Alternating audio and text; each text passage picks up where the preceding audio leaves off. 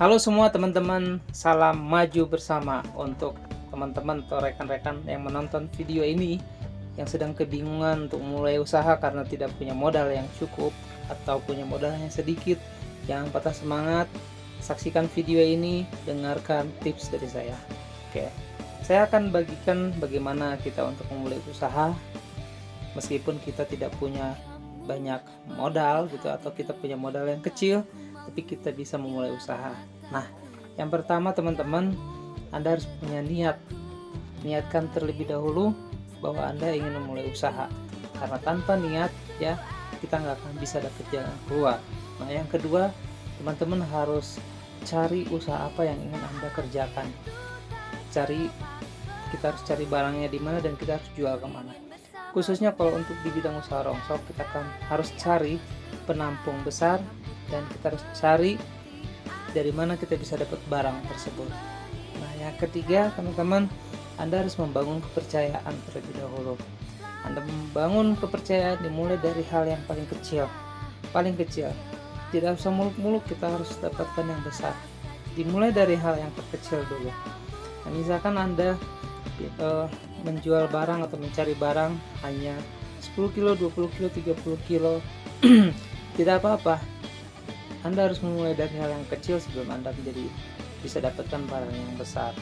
Ketika Anda sudah mendapatkan barang yang kecil, satu hal yang paling penting yaitu Anda harus menjaga kepercayaan dari si penjual, dan Anda juga harus membangun nama baik pada si penerima atau si penampung besar, khususnya untuk dunia rongsok. Ketika Anda misalkan membeli, gunakanlah timbangan yang bagus, timbangan yang normal ketika Anda membeli barang, karena ini sangat berpengaruh ya, karena ini akan membangun kepercayaan dari si penjual dan Anda akan direferensikan pada orang-orang lain, atau bahkan minimal Anda tetap berlangganan. Ketika dia punya barang, dia akan menawarkan kepada Anda ya. Nah, yang selanjutnya membangun kepercayaan kepada si penerima barang ini. Ya, di sini Anda harus benar-benar membangun kepercayaan dan nama baik Anda sendiri.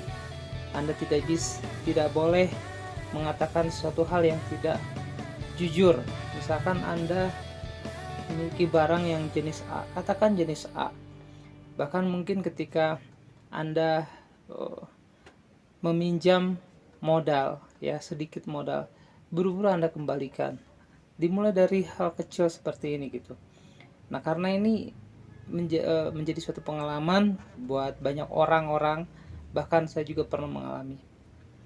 Ketika ada barang yang saya tidak bisa bayar ya, nah saya akan membangun kepercayaan.